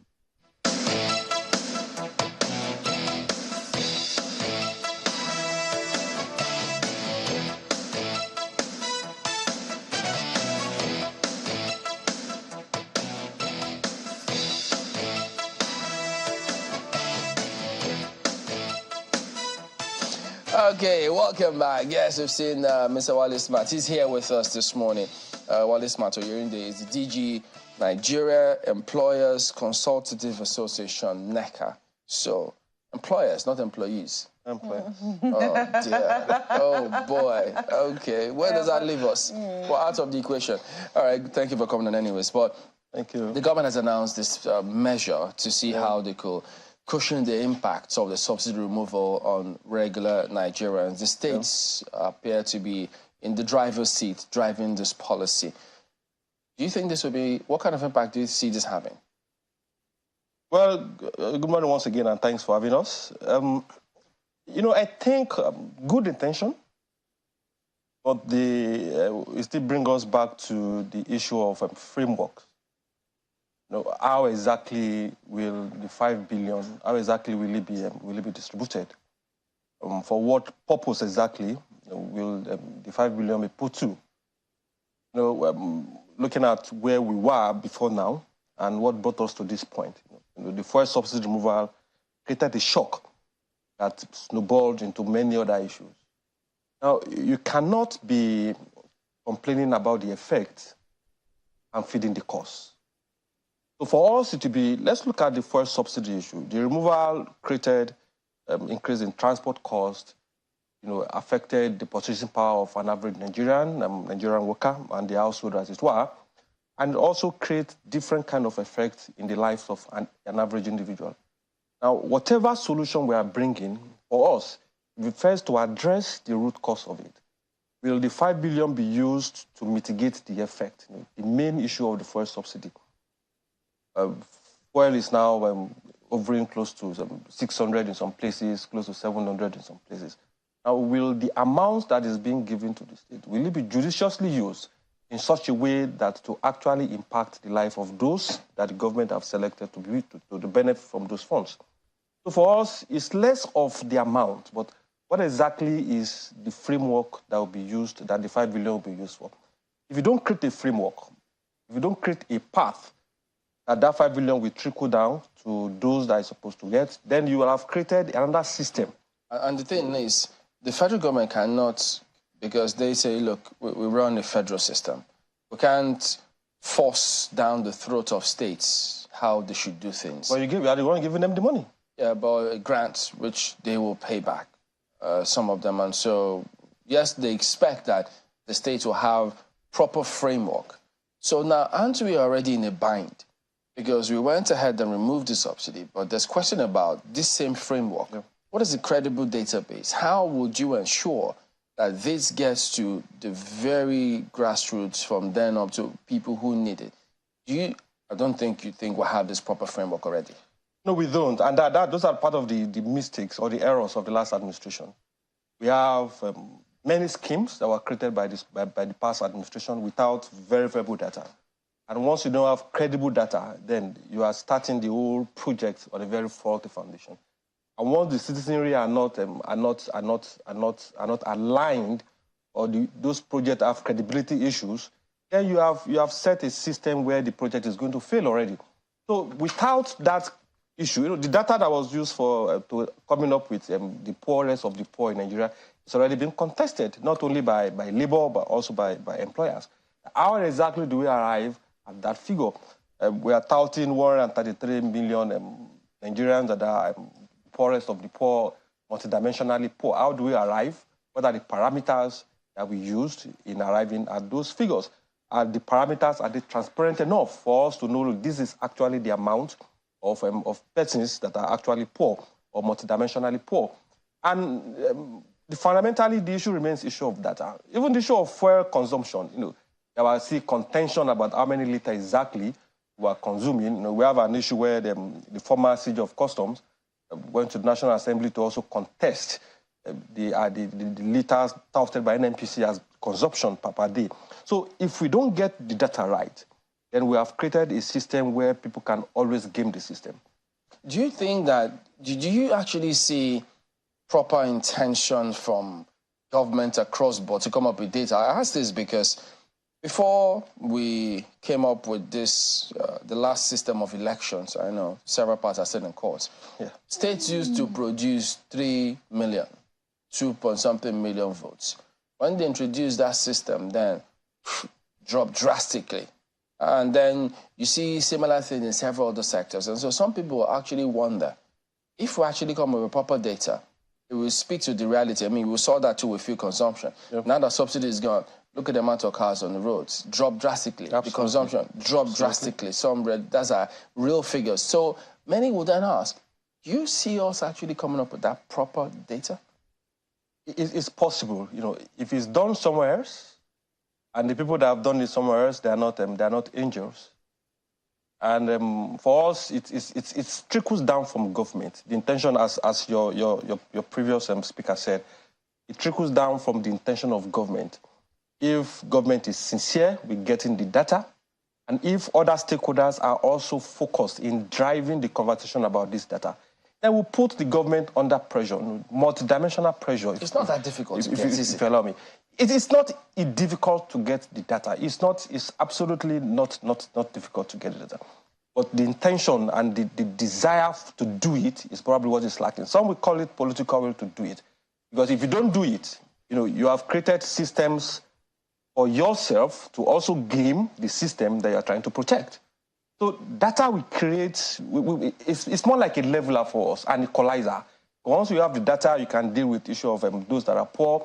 You can deal, even the labor market information itself that we should have. How many jobs are created on a regular basis.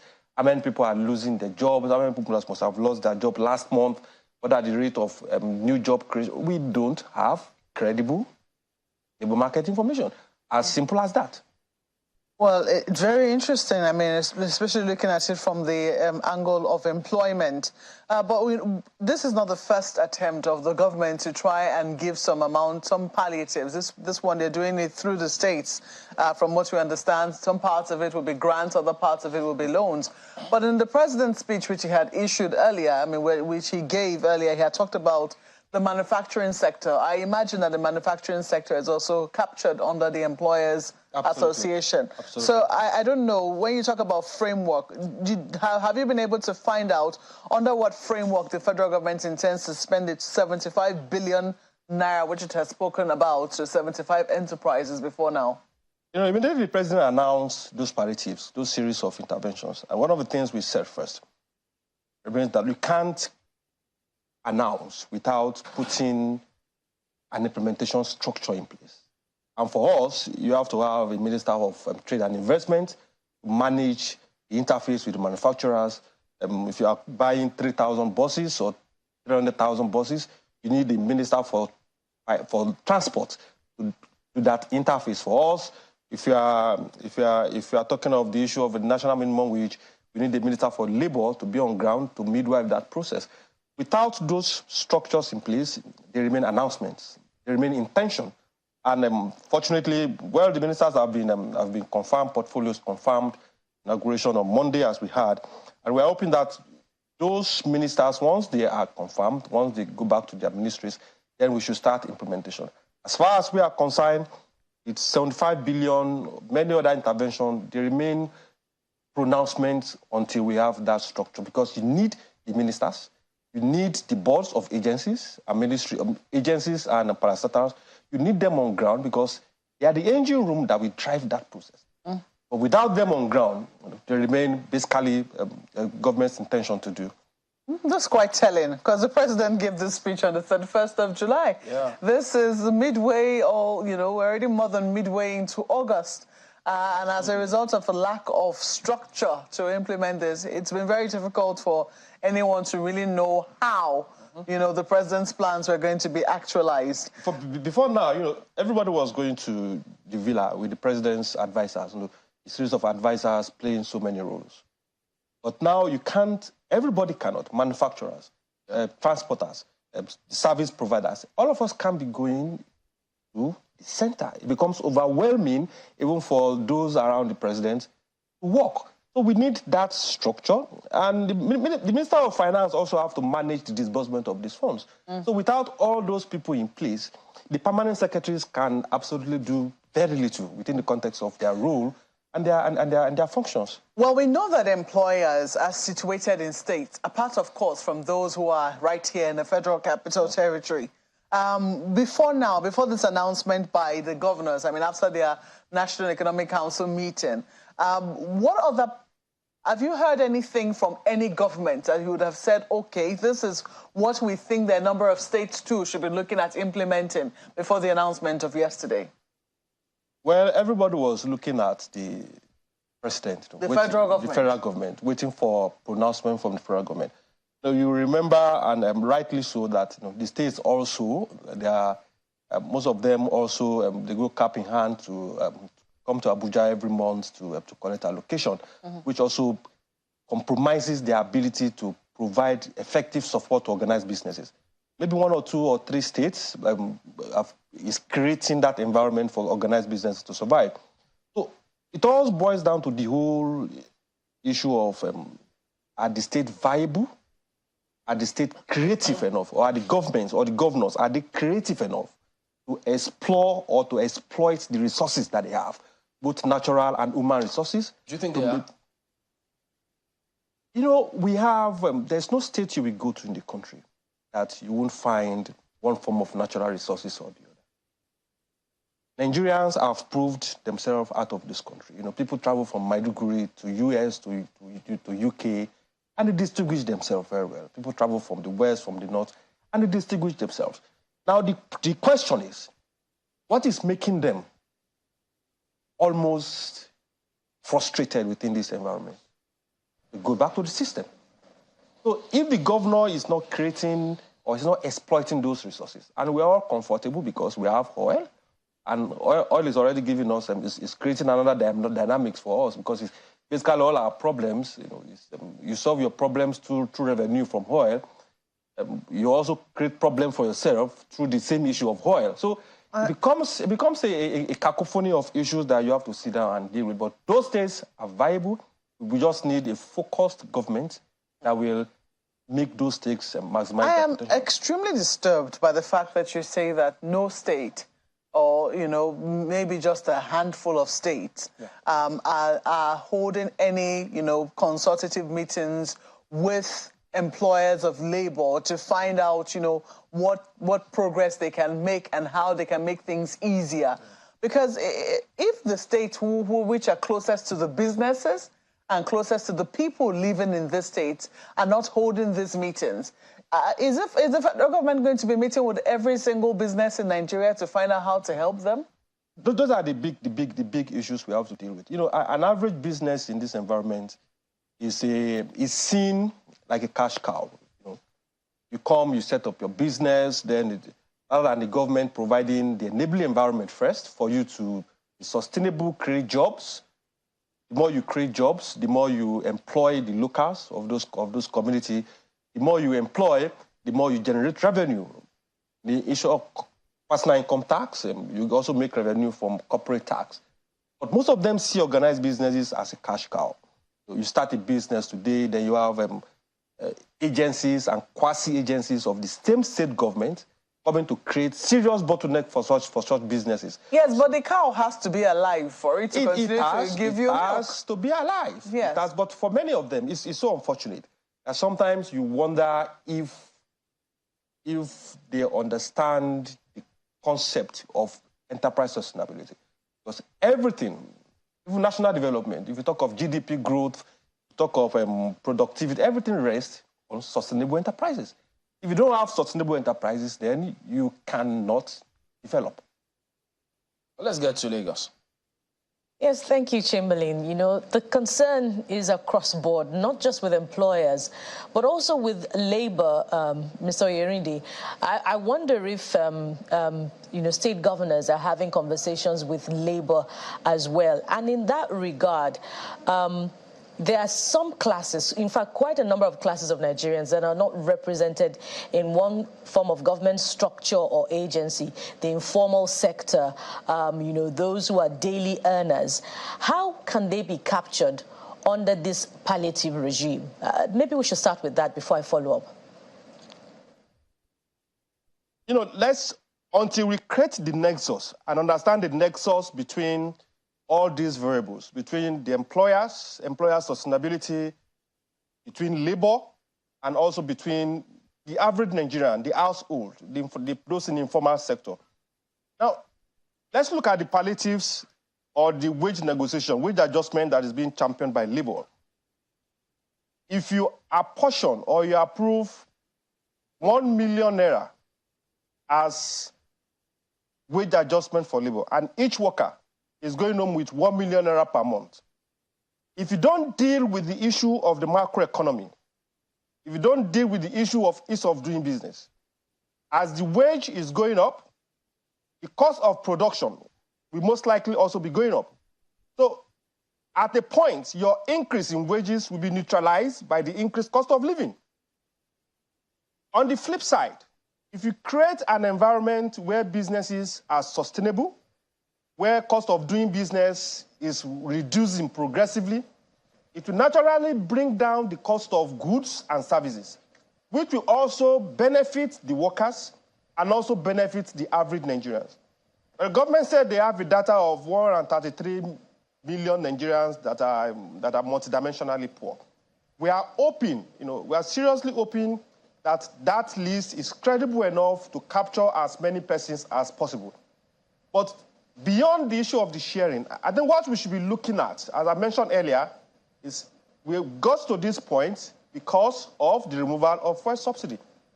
Increase in the cost of fuel, increase in the cost of energy, VAT on diesel that have been introduced. Now, how do we create a system where the cost of production will be less or be reducing for those operating at the informal sector? Because if we don't deal with that, you might give 5,000 naira per month, you might give 10,000 naira per month, you might even give 20,000 naira per month as palliatives. We might give each household a bag of rice per month or per year to survive. But if the cost of living continues to rise, it will continue to equalize in the negative, whatever palliatives you are giving Nigerians. So it is less of the sharing of the money, but it's a more fundamental issue of dealing with what are the critical issues that will make businesses more profitable, more sustainable, so that the effect can trickle down to the cost of living. If you don't deal with that, we'll continually be throwing money, we'll continually be throwing cash on problems that we can deal with through appropriate policies and appropriate regulation. You know, I'm wondering just how fair it will be to leave the informal sector to be at the mercy of the possible positive outcomes, of righting the wrongs in the economy. I believe that they should, somehow be captured under the distribution of the palliatives regime. But following up on, the president's speech, besides the funds that he announced for the manufacturing sector, there was also some funds announced to be distributed to small and medium-scale businesses as well. Should that also be, waiting in the wings for the inauguration of the cabinet, or shouldn't there have been some form of accountability from the governors on whether or not it is captured under this 5 billion naira intervention fund, or it will be catered to under the increase in the amount accruing to the states from the federation account? Well, we want to believe that the announcement by the president earlier in August is a different intervention. The amount for the MSMEs, the nano businesses, the amount for the manufacturers, we want to believe strongly that it's different from the 5 billion that will be shared through the states. And for the MSMEs, good intervention, good comment by the president, but we are also concerned about how exactly are we going to generate those MSMEs. Let me give you an example. During the last CBN regime, a lot of interventions were made, a lot of grants were given, a lot of loans were given, purportedly to MSMEs, to SMEs. And we also know that there were reports that there was high rates of default in those loans. And during one of our engagements, when the CBN complained about high rate of default, the question we posed was this: how did you arrive at the MSMEs that you gave the loan? What were the due diligences that was made to make sure that those that actually need the loan were the ones that collected it? Because we have a platform that is called the Organized Private Sector of Nigeria that has NECA as a member, that has the Man Manufacturer Association of Nigeria, that has NASIMA, that has National Association of Small-Scale Enterprises, and National Association of Small-Scale Industrialists. Those 5 organizations constitute what we call the organized private sector. It raises that question. You have all strata of businesses represented. Yeah. Both in the small and small-scale industry, the big industries. And we said, look, why not channel the loan or channel the intervention through this institution? Well, it raises that question, Mr. Oyerinde, my sincere apologies for butting in. It raises that question of whether or not there is significant engagement, and I think that's one of the questions Malkwe asked you, earlier when we began this conversation. In that light, and talking about the cost of living, let me speak, directly to this one. It's the effect on the private sector that is actually important to me, and the resultant roll-on effect on employment. So given the rising cost of living and naturally rising cost of production, you may want to tell us what percentage cost has risen. Do you see a situation where there will be job cuts? If so, to what degree? Do you see an increase in rate of employment or rate of unemployment? If so, to what degree? I think it's quite obvious to all of us. You know, the answer to your question is obvious. That we have, it's no more news that we have businesses, even multinationals, already relocating or divesting from the country, which is also a result, or partly a result of the inhospitable environment in which they are operating. So once a business is in distress, one of the options available for it is basically to reduce production. And as you reduce production, one of the consequences is either for you to cut jobs. If you don't cut jobs, you have a proper engagement with your stakeholders, including labor, to fashion out how do we navigate ourselves out of this distress. So definitely one of those consequences, in most cases, is job losses. But for Nigerian employers, we must commend the resilience and doggedness of Nigerian businesses. I remember during COVID, at the height of COVID-19, when businesses were forced to shut down, we actually had an MOU with labor, with NLC TUC, that whatever the case might be, Nigerian employers will not sack workers, except it is absolutely necessary. And when I mean absolutely necessary, when it is absolutely difficult for the business to operate. And we kept to that MOU, and we have kept to that also sufficiently. But you also realize that businesses have stakeholders, they have shareholders, and once the environment becomes very, very inhospitable for you to operate, then you look at how do you survive. And one of those survival modes is either you shut down, you relocate, or you suspend production, which will naturally affect jobs, as it were. And as it affects jobs, it has so many other consequences within the context of our national life. So it's one of those consequences, job loss. Or maybe they need to, Nigeria need to review that troubled asset recovery program of the states and see how we can improve, and then attend to companies here, because they are the employers. They have to keep businesses going. But absolutely, that's how far we can go. We do thank you for coming on this morning, Wale Smart. All right, so let's take a look at some messages. This is from Solomon. He says about the dollarization of our currency. It's obvious. Even the government is not sincerely ready to help the Naira, he says. NNPC still collects dollars for offshore safety permits in Nigeria, and sadly, from Nigerians. Mine, he says, is expiring this month, and I have to buy $135 to renew my permit to work here in Nigeria. And some in Lagos, as Lagos school fees and rent are paid in dollars. Solomon. Confirming what it is that Mr. Femi Falana raised. Well, take a look at this. Someone says, I want to disagree with Chief Falana on the CBN fixing and dollar rates. We have done that for 40 years plus, and it hasn't strengthened the Naira. So why not do something different? However, there are two types of fixing currency rate, fixed and floating. So that's also there as well. Guess we're going to need some education on that one. There's this one from Dr. Ikpemusa Umavbi. He says, floating the currency of a country that is import-dependent is difficult to rationalize. This argument has been made for years, but the government failed to take heed. Proper sequencing of reforms that are informed by research is advised. Well, we see your mail, your tweet, Richard. Thank you so much for sending it in. Unfortunately, we are completely out of time. Thank you so much for the privilege of your morning this morning. Have a wonderful day and a good weekend ahead. I'm Ayo Makinde. Indeed, do ensure you have a blessed weekend. I'm Bukola Koka. We'll see you later tonight on Hard Copy. Thank you for watching. I'm Maupe Ogun Yusuf. I'll be looking at you from behind the scenes. I'm Chamberlain Musa. Goodbye.